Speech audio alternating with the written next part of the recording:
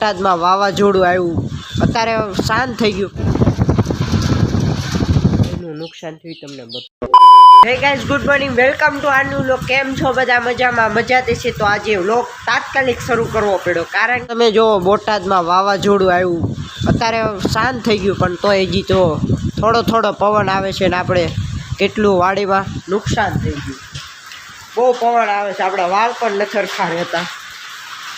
વીજળી જો થાય, તમે જો પવનમાં કેટલું બધું કુસો ને એવું ઉડીને આવ્યું. તમે જો કેટલો આપણો વંડો ગંદો થઈ ગયો. તમે જો બધી કોર બહુ વીડ્યું છો બધાનું. કેટલાનું તો નુકસાન થઈ ગયું છે યાર. ઝાડવા બિચારા પડી જાય છે, પશુ પક્ષીઓ કેટલા તો બિચારા મૃત્યુ પામી ગયા છે. બધા તો પશુ પક્ષીઓ તો મરી હોતે ગયા છે યાર. કેટલા બધા મૃત્યુ પામી ગયા છે. કેવો પવન હતો ગાઈસ, ક્લિપ જોવો તમે.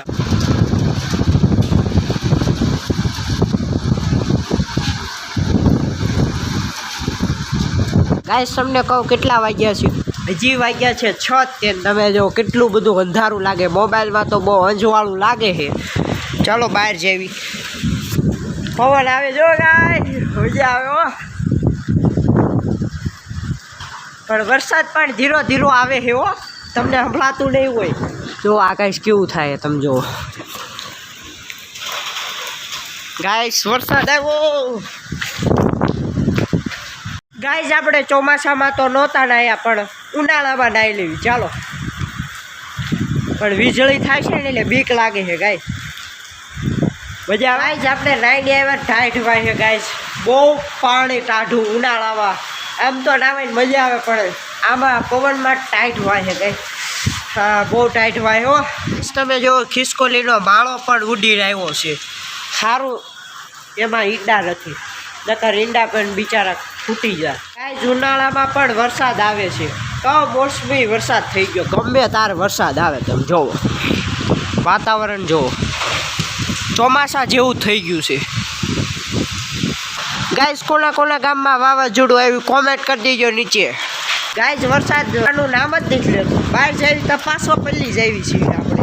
પવન બહુ આવે છે ગાઈસ. એટલે આ હું સીધું ચોમાસું, મને કેરી ખાવા નહીં મળે. આ તો ચોમાસા ઘોડે આવ્યા જ કરે છે, બેન થવાનું નામ જ નથી લેતો વરસાદ. Guys good morning. આજે તો છે બીજો દિવસ, કારણ કે કાલે 10 વાગ્યા લગી પવન ને થોડા ઘણા છાંટા શરૂ થતા આપણી વાડીનું નુકસાન થયું. તમને બતાવું. સમજો પહેલાં તો કેટલા બધા તો પોપૈયા બિચારા પડી ગયા. તમે જુઓ માંડ પોપૈયા આવ્યા હતા ગાઈસ. આપણી ભાગમાં પોપૈયો જ નહોતો, એટલે આપણે ખાવા જ ન મળ્યું. એકઈ નથી ગાઈસ પાક્યો. અને ચકલાઓ જો ચી કરે સવારમાં ગાઈસ. તમે જો કેવડો મોટો પોપૈયો માંડ કર્યો તો ના પડી ગયો. શું કરવું? જો વચ્ચેથી જ ભાંગી ગયો, ડાળું ભાંગી ગઈ ગુલાબની. આ પોપૈયો ગાઈસ તમે જો પડી ગયો. આમાં ફૂલ ગયેલા પોપૈયા આવે ત્યાં પડી ગયો. શું કરવું સમજો? ઘણું બધું ગાઈસ રોડે પણ નુકસાન થયું, પણ અત્યારમાં રોડે નથી જતા. જેને જોતા હોય ને એ પોપૈયા લઈ જઈજો.